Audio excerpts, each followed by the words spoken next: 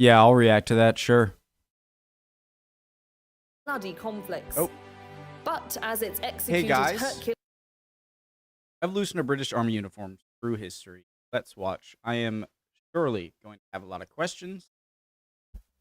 Already a 30-minute video, so I don't want to make it too long. tasks in the world's toughest terrains. What were these troops I think wearing? this will be interesting. How did epaulets and sashes, pantaloons and Wellington boots Love the Blythe helmets. The original link to the video from History Hit, top of the description. Let's go. end up clothing British troops on the battlefield? Sometimes primitive, sometimes protective, sometimes downright extravagant. Over the years, military clothing has both enabled and inhibited objectives. The uniforms we see today is the result of 400 years of spectacular trial and error. We're here at the National Army Museum stores. It's a top secret location just north of London, and it is a treasure trove and Aladdin's cave of military hardware. There's trucks, there's cannons, there's guns, and there's even parts of the Berlin Wall. But what I'm here to see today is the astonishing collection of military uniforms. This is the story of the uniform of the British Army.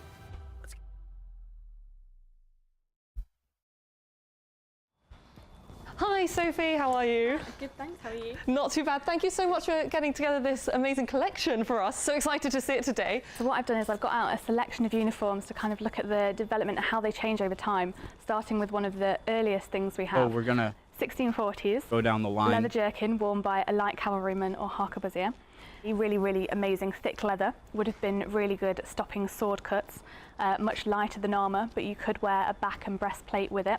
One of the things that came in the Civil War was scarves or sashes, because some could actually be up to 9 foot long, and that was to try and really help you work out who was on your side and who wasn't. Because obviously on a really busy battlefield you need some kind of idea of who is who and who you're supposed to be fighting. And so why are we starting at the Civil War?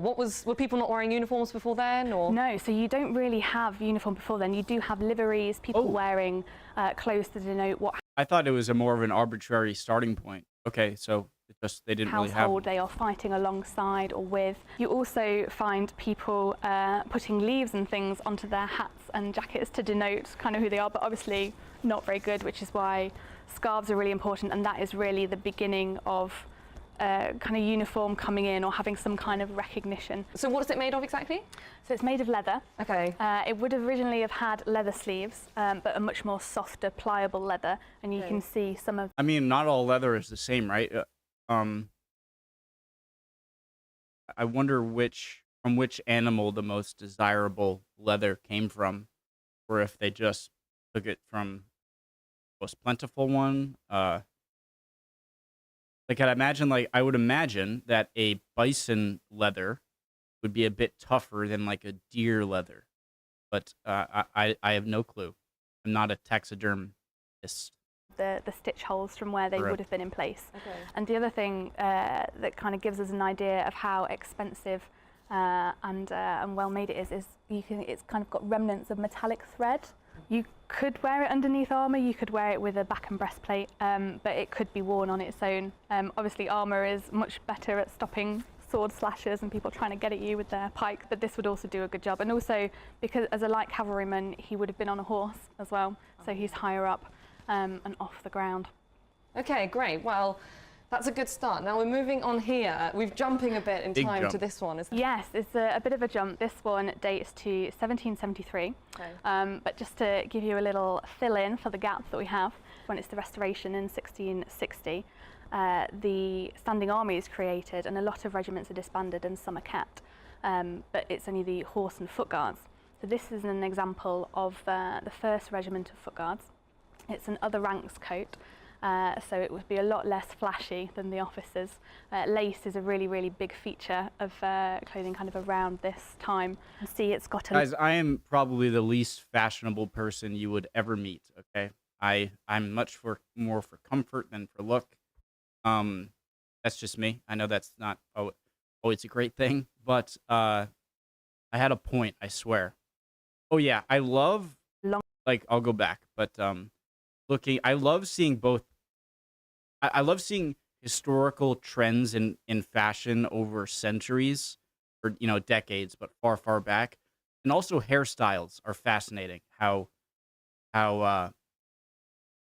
you see the certain upper class kind of from like the rough under the neck thing, or certain hairstyles you see in certain periods for kings' portraits and whatnot. And a lot of regiments are disarmed, so it would be a lot less flashy than the officers. Lace is a really big feature of clothing kind of around this time. You see it's got a longer, wider skirt on the coat. I kind of think it probably wasn't the most helpful for marching in. It could kind of get in the way or for fighting. Do we have any reports of what people thought about wearing this kind of thing? Yeah, I mean, it's jumping forward ever so slightly, but there's a brilliant open letter to an editor of the Time Mercury in 1806 of a guy who writes in complaining about how extravagant uniforms are and how difficult certain aspects of them are. And my favourite part of it, he says, "Can we not fight without dying in tinsel?" because of all of these extra pieces. Why were the British Army wearing bright red on the battlefield? So red is obviously a really... I know, guys. It was cheap. I learned that, right? That's why they chose red. It was just a cheap dye to mass produce. Really visible colour, and at a time when the battlefield is really smoky, you need to be able to stand out because you've got to be able to know who is who. You don't want to be shooting your friend rather than your enemy. But also, this material at that point in time is cheap. So it's not picked, as some people believe, to hide the blood, but just because it is a cheap material to buy in bulk to be dressing your soldiers with. And the other important thing to mention about this as well is facings. So these come in, and they're a really important way of differentiating between different regiments. So facings would usually be found on the collar, the lapels at this point in time, and the cuffs, and that colour would tell you what regiment they belong to. And it's also a really important way of distinguishing who is who. So when you have loads of different red coats, you need a way of distinguishing between all of that red and working out who is who, and that's where we see things like the buttons and epaulets. Again, it's something that is stipulated in the different warrants that you... Guys, I'm really curious where these hats come from. Very iconic. That you have. So who is it exactly who's making these decisions, and what kind of events are propelling these decisions? Is it a kind of bottom-up, soldiers at the bottom complaining about getting too wet and their boots not working, or is it the generals at the top, deciding I want my men to look smarter? It is very much top-down. Yeah, as always. Yes. Dress regulations come in 1822 under the reign of George IV, who is very well known for his love of clothes, his love of fashion. But yeah, no, here we have an infantry short-tailed coatee, which dates to... A coatee. Now, what is a coat versus a coatee? We've been looking at a coat, and this is... Imagine as a soldier knowing that your wear is not for practicality, but because the king, who doesn't do anything, doesn't fight at all ever even get close to it, deciding what it is. Oh, that'd be so annoying. A coatee. So it's got a higher waist, and you can see that he has short tails which kind of go over and cover his bum at the back, which is much different from the design we've got here. And it's probably to make it more helpful with marching, because they did also actually start to turn back the flaps of their coats. And so this is 1811, this one? Yes, this dates to 1811. So this is peak Napoleonic. Yes, Peninsular Wars. And again, you can see the facing colours here are very prominent across the chest and the collar and on his cuffs. Okay, and tell me about these buttons. Number 77, is that the regiment? It is, yes. So it's the 77th East Middlesex Regiment of Foot. Okay. And were these uniforms visible in civilian society? I'm thinking about Jane Austen when she's writing in this kind of period, and it's always Lydia Bennet saying, the officers are coming to Meryton, that kind of thing. And they go to these balls and these dinners, and they're always in regimental dress. They are. It was the first thing my mind jumped to when you said about that, because Jane Austen writes quite a lot about the army, the militia, when you said when they come to Meryton, and there's a line about them dazzling in scarlet. As Lydia Bennet quite rightly said. As the Battle of Waterloo drew the curtains on the Napoleonic Wars, the British Army were free to expand their ambitions further afield. The 19th century saw the steady consolidation of the British Empire. Equipped with the latest weapons, transport and equipment forged by the Industrial Revolution, The first major test of victorious troops came at the outbreak of the Crimean War in 1853. This is possibly the most sumptuous along here. And what a tiny waist. Tiny, tiny waist, absolutely miniature. So this is also a coatee. You can see we've kind of still kept that, still got the high waist. So we've also got some legwear that would go with this short-tailed coatee if you would like to some bottom halves, how exciting. So these are pantaloons.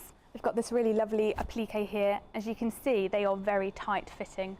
There would have been little room in them, there's no pockets, and they would have been worn with boots, and you can see the lines on them here. Oh yeah, that's right. Which I think is where the boots would have come to. I see they would really, really be a very, very tight fit on you, a bit like skinny jeans or leggings today, I think. Showing off your calves. Yeah. So what's interesting is we've also got a pair of breeches here as well. So what is the difference between breeches and pantaloons? So as you can see, these are longer, much tighter, and these would actually finish around your knee and would be worn with kind of stockings, gaiters, slightly different to these, but again, no pockets and a bit of a different fit. Is it a bit more baggy, these ones? Yeah, and then they kind of come in. You get quite a bum on them. Okay, and I can see the detail here, the 7 on the buttons. Is that the regiment number? Yeah, linking into the regiment, yeah. And what's interesting is there's a lot of similarity with this period still between the army and civilian fashion. So Beau Brummel, whose name is a byword for, you know, fashion and... A dandy. Yes, a dandy. It, yeah. Supposedly, he kind of was one of the reasons that pantaloons came into being, because he Dandy, doesn't that mean... wanted like a nice, clean fit and it to be really nice and slick. So what came first, civilian clothing or the military clothing, or was it a chicken and egg situation? It's very much a chicken and egg situation between military clothing and civilian fashion. You see a lot of zigzagging really from the very, very early days. So this is the Buffs Regiment, which is a nickname that they got from their facings. So we said a little bit about facings. A lot of zigzagging really from the very, very early days. So this is the Buffs Regiment, which is a nickname that they got from their facings. So we said a little bit about facings before. A lot of regiments would get a nickname for them, and some would end up getting a title from them. The Buff? The Buff, so why is that? So this is because of the colour of the facings here. So this is called Buff. I see, that colour, yeah. And can you tell me about these buttons as well? So you've got the symbol of the dragon. Longer this guy's arms, or is it just kind of like end? Again, I think, and there's some sort of Latin motto. Yeah, so these are the regimental buttons for the Buffs Regiment, and then also has a Prussian collar with tight fits up here. And how would that have affected fighting on a battlefield? I can't think of anything worse than having... I know, being very restricted. I think it's something that you kind of see in these. You kind of think, would I be able to fight in that? Well, I feel like a lot of this era warfare, or mid 19th century, is still very much oh, I had the perfect word for it. Organize, no. Just like you're kind of like you're set in your thing and you're kind of working as one, whereas I think it would become very impractical when you're not in the formations like at the start of the 20th century. So that makes sense. Would it be restricted? So maybe it wouldn't. You know what I mean? How much movement have you got? But there was something else in the clothing warrants from the 1760s as well, which was saying about how it needed to be tight, but not enough that it would cause restraint. So you could fight in it, but you needed to still kind of look good and look the part. And this was from the Crimean War, is that right? And we actually know exactly who the person was. Yes, it's Captain John Lewes of the Buffs Regiment, and he went out to the Crimea in 1855, right in the middle of it. But it's interesting because 1855 is also a really key date for moving from coatees to tunics. Yeah, the Crimea seems like they had a lot of things which went quite badly wrong, which provoked quite a lot of big changes. I'm thinking about Florence Nightingale and the Scutari barracks, which apparently were covered in about an inch of feces when Florence Nightingale got there. And that it's also from the Crimean War, where you have the cannon that's smelted and used for the creation of Victoria Cross medals, right? Sort of changed what we thought about hospitals, and it's interesting that they also changed the uniforms at the same time because of that. And this is what we came up with, the tunic. Yeah. So this tunic dates to 1856, so literally cusp of the Crimean War and the tunic coming in. What's the number? And it's in other ranks, Katie. You can see we've got cloth epaulets, much more practical maybe compared to those. Still red, that's one of the key things here.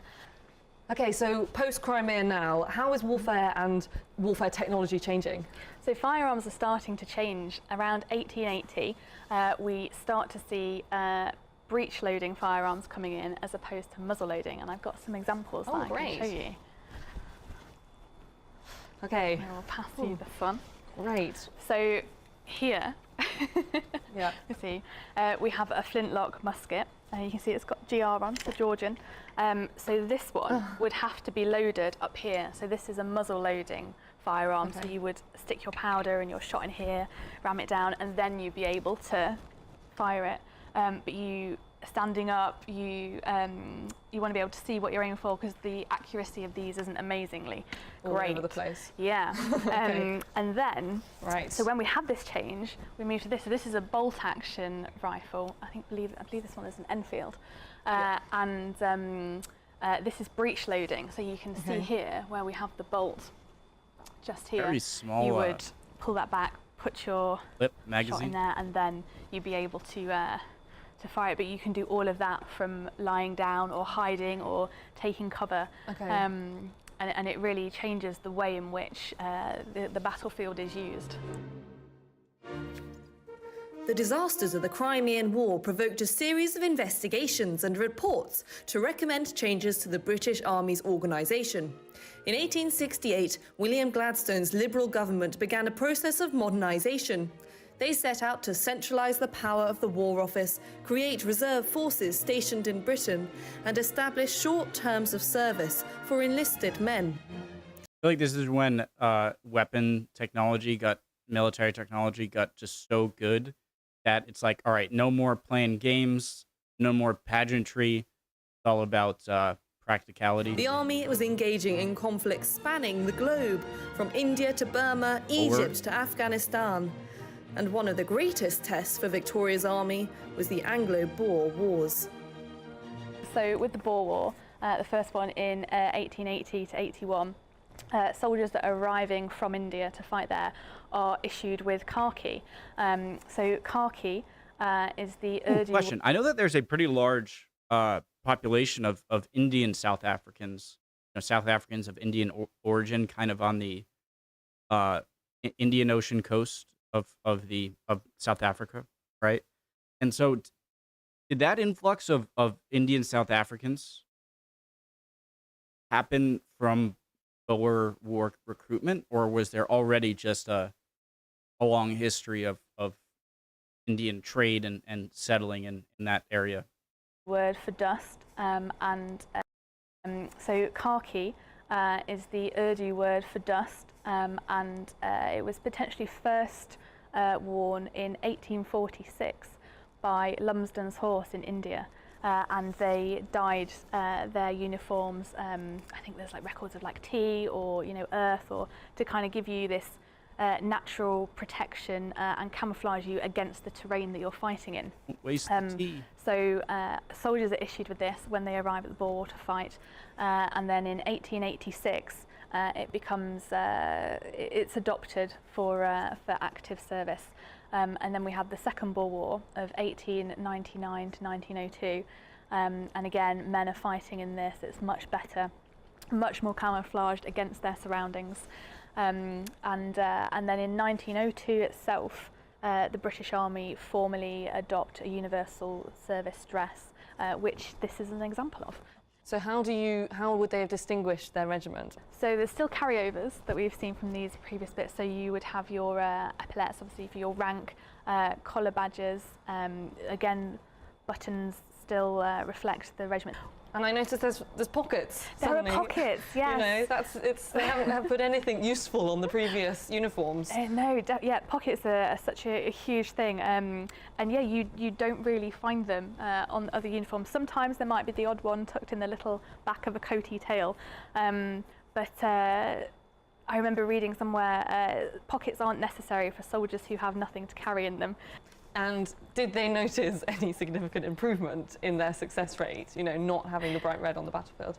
I think it would probably help, as we said, the development of firearms and the way in which you can fight in the terrain that you're fighting on. It would certainly help you blend in. Around this time, uniforms then split, so you've got this that you're going to fight in, but the red coats that have been worn previously are actually kept, and they are worn as full dress, you know, ceremonial kind of things that you...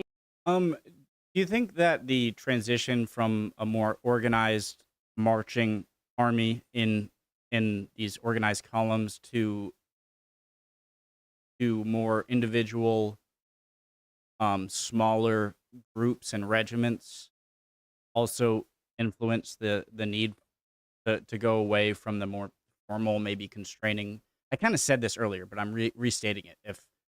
If moving away from more formation, giant battlefield fighting to smaller individual regiments made any effect at all. You see people or see soldiers doing today, like, you know, changing of the guard at Buckingham Palace, that kind of thing. So it very much then splits in two. And we have a red coat from around this period if you would like to try it on. Oh, I'd love to, yes. So this dates to I'm jealous. 1910. So it's a really nice example of 1910. Okay. Thanks. Oh, oh. Oh, yeah, this is more like it. So what would this tunic have been used for? So this tunic would be your full dress, so it wouldn't be what you would wear to fight in anymore, because it dates to 1910, after khaki comes in for active service. This is a bit of a hangover from the earlier ones, isn't it? Yes, it is. You see a lot of them with that pattern, and it's reflected here. And I love these. These are Austrian knots, and you see them on quite a lot of uniforms, and they are absolutely beautiful. Like the workmanship that goes into the embroidery and the applique and the things that you see on uniforms is incredible. So this is very much your nice fancy thing that you would wear for special occasions. And it's funny that so this is an Austrian knot and we've had a Prussian collar. Yes. Was there quite a lot of intermixing between these European uniforms? Yeah, the British Army very much, if it sees an army that it admires, that it likes, and aspects of uniform that it also appreciates, it will use them. So we find this very much with the Hussars, like again the cavalry, but we take those from the Hungarians and copy those, and they are absolutely beautiful uniforms. But I think the Napoleonic era Austrian uniforms were gorgeous. The white, red. We also copy the Polish Lancers as well. So there are definitely aspects where we see things that we really like, and of course, you know, the India taking the khaki as well. What's this one? I can't even hardly see. The epaulets that you've got on your shoulders. So we've got the rank badges up there. Oh, yeah. So this one, it's got 3 pips. So this would have been worn by a captain. Okay. And you can see obviously the epaulets change over time as well. And the colour as well, it's much brighter. It's really been revolutionised by the Industrial Revolution and what is produced and how it can be produced. Because obviously factories coming in as well. Must have been rather thin, because he seems to fit it reasonably well, right? But she's a very skinny person. Yeah, I feel like I wouldn't be able to button it. All right, never mind. You kind of start finding much more, things are much more mass-produced. But officers, of course, as well, they would get their things tailored, so it would be specifically for them, whereas other ranks would just get the thing that fitted closely enough. Guys, I gotta go pee. All right, I'll be right back. Okay, let's go. Sorry, I washed my hands. And then potentially a regimental tailor could work on it for them. Let me just go back 10 seconds. For them, whereas other ranks would just get the thing that fitted closely enough, and then potentially a regimental tailor could work on it for them. Yeah, I mean, it's pretty heavy. What sort of material is this made of? I believe this is wool, or a lot of the earlier ones are made from wool, because you can really see a development in the type of material that things are being made from. So you've kind of got wools and linens and cottons, and then as we move forward a little bit further down, we have like nylon and Kevlar, so a proper change, but that's a bit further in the future yet for this. It feels quite small for me. I can imagine, you know, some men would be much bigger. Were they particularly tight, or is this just a particularly small one by chance? That one would have been tailored specifically to the officer, so I think he must have just been in really good shape. Skinny man, yeah, okay. Great. So, First World War, what have we got here? So this is a khaki serge, obviously carrying on from service dress. This is still what we're wearing. Dates to 1916, which is the middle of the First World War. This would have been worn by other ranks. You can see we have pockets. This is still a trend, and it buttons up to the neck. So officers would actually have had a different style. Theirs would be open, so you could see a tie and a shirt underneath. It's a small distinguishing factor between the two of them. We don't really see too much change. Obviously, you're in the trench, you're wanting to blend into those muddy surroundings, but there are kind of innovations that come up. So trench coats really took off in popularity during the First World War when they became part of the standard kit for officers. And the other thing that is again repopularised during this time is the Wellington boot. Millions were commissioned for men in the trenches to prevent them getting trench foot, and obviously, standing in water for a huge amount of time, you need some decent footwear. So it's really a time of trying to innovate and work out what you need to wear to suit your surroundings. So here we have the First World War tunic for you to try on. Great. Oh, sorry. Missed an arm. I think they had these problems in the trenches. Right. Oh yeah. Well, it's pretty scratchy. This one. It's not quite as comfortable as the other. Yeah. Does it feel like if you got it wet, it would? Yeah. This feels like if you got wet, you'd feel like it would really soak you to the skin. Okay, so it almost feels like a kind of tweedy material, or it's just wool, is it? Or yeah, they are made from wool. Yeah.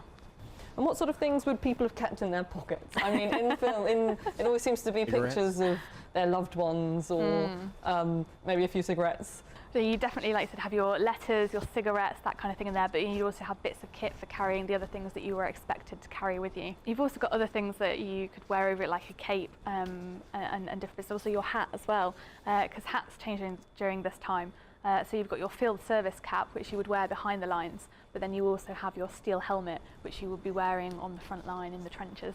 And is there any writing about this kind of thing? You know, all those diaries that people were writing, all those letters home. Did they ever complain about their old tunic, you know, getting drenched in water, getting bitten through by rats or anything like that? Yeah, again, in our archive, there are probably countless letters talking about the different aspects of serving in the First World War, it being in the trenches, fighting on the front line, and the different parts of uniform that didn't always perform well, or, I don't know, writing home for socks or a balaclava, or wanting them to knit things for them. After a brief post-war boom, Britain faced serious economic woes in the 1920s. Under the recommendation of Sir Eric Geddes, in what became known as the Geddes Acts, public spending was severely reduced. Heavy defence cuts were imposed, and the government introduced the 10-year rule, stating that Britain would not enter conflict for at least a decade. But by the 1930s, Hitler's Nazi Party became increasingly aggressive and expansionist, and within 20 years of the Treaty of Versailles, Britain prepared herself to fight once again. So here we have an example of battle dress. It's a battle dress blouse. This is introduced in 1938, so a little while after the end of the First World War. Carrying on with that practicality trend, high waist, you've still got pockets. The material that's used on this is also really interesting. Because in 1940, obviously once the war is underway, we get an austerity pattern where they cut back on the amount of material that's being used. So you lose this extra layer here, so the buttons are visible, and you lose the pleats on the pockets as well. And I think that really ties into the socio-economic circumstances at the time. And do we know if they were a success? They last for quite a while, up to the 1960s, which is when kind of what we properly think of today as camouflage comes in. And so this moves us to this one here? It does, yeah.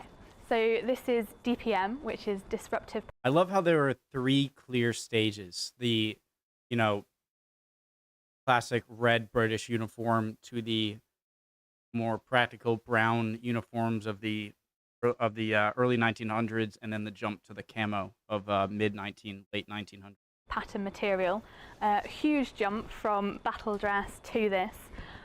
So DPM comes in the 1960s, with the end of national service conscription in around 1961, the army is looking for a new uniform.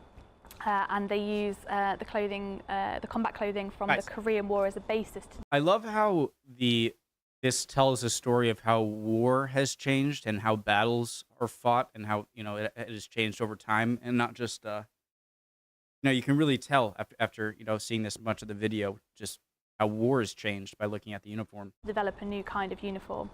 Like I said, and this is where this comes in. This one actually dates to 1980, so 20 years after it's come into wear.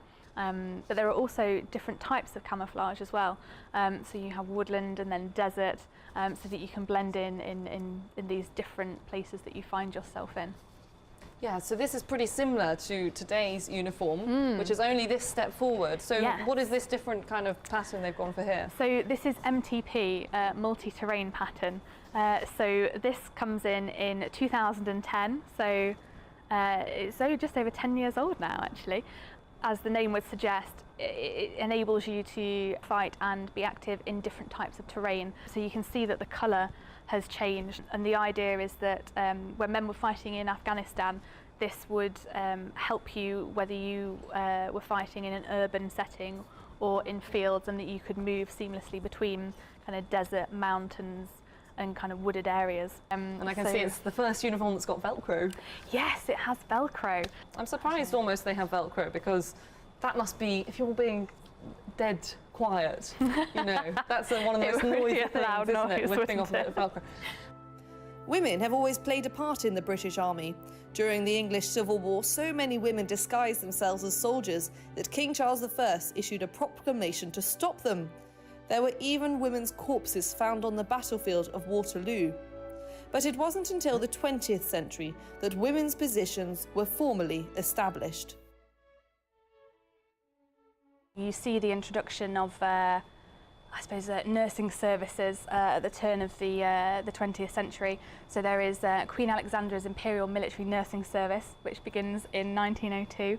And then, of course, we've got the First Aid Nursing Yeomanry, which starts in 1909. But interesting, uniform-wise, for the Fanny, they had to provide their own uniforms. So it wasn't a case of being provided like with the men, but they are, I suppose, still separate to the army. But when we get to the First World War, that changes, and here we have a Women's Army Auxiliary Corps overall dress, which they were issued with. They could also have kind of tunics and skirts as well. But I think the main thing about this with women's uniforms is it's very much of its time. You're in a skirt or a dress. So who was wearing this kind of uniform? What sort of work were they doing? So it was women that were joining the WAC to do war-related tasks that men were no longer there to be able to do. So kind of, postal and transport and that kind of job. Okay, and then we're moving on to this jacket. Yeah, so then we jump forward to the Second World War. This jacket was actually worn by Mary Churchill, who was in the Auxiliary Territorial Service. It's a battle dress blouse, obviously very, very similar to the men's. There would still be a skirt that would be worn with this. But we see, and with this as well in the colour, there's a lot of similarity to men's uniforms. But I think it's only motorcyclists or people fulfilling that role that would actually be able to wear breeches for tasks they were performing. Yeah, well, it's interesting that they've, of course, got this khaki camouflage kind of style, but they're in the UK, just doing kind of civilian jobs. Yeah, very much imitating the men's, but yeah, obviously fulfilling very, very different roles. Like women aren't obviously allowed to fight. So the Women's Royal Army Corps are established in 1941, but this one actually dates to 1990. But the Women's Royal Army Corps, it's the first time women are kind of officially part of the British Army and not an emergency corps unit raised during an emergency. And it's interesting they've got this kind of teal colour. Yeah, they do change in colour ever so slightly, still in skirts as well. But what we can see these on the lapels here denote army staff, and again that's another thing that replicates men's service and their uniforms, and the epaulettes and things here. And so during this time, the 90s, is that when military uniform is the same for women and men at this Well, point? so in 1992, the Women's Royal Army Corps had disbanded and men's and women's services emerged. So then everybody starts wearing the same thing. Women would wear camouflage if they were out on service alongside men, but yeah, there was still this differentiation. So yeah, 1992 is a really key point where both services come together. Year before I was born. And yeah, and then everybody is wearing the same thing. But it's also interesting to note that it was only in 2015 that David Cameron announced that kind of frontline close combat roles would be open to women by 2016. And I think at Sandhurst at the Pass Out Parade, the women still wear skirts. So there is that, you know, there's that stick with tradition, I suppose. Yeah, very much so. There's a lot of, and really lovely tradition as well that carries throughout uniform in the army in loads of different ways. I wanted to see her try on one of the women's uniforms. Probably be better fitting. Cool video for sure. I liked how it was lined up going through time.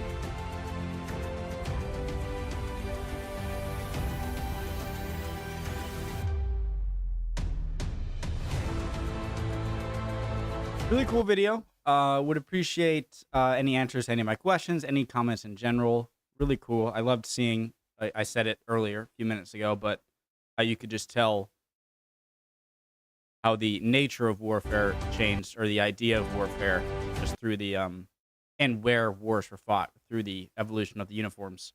Really cool. Hope you guys are doing well. And I'll see you guys next time, all right? Bye, guys.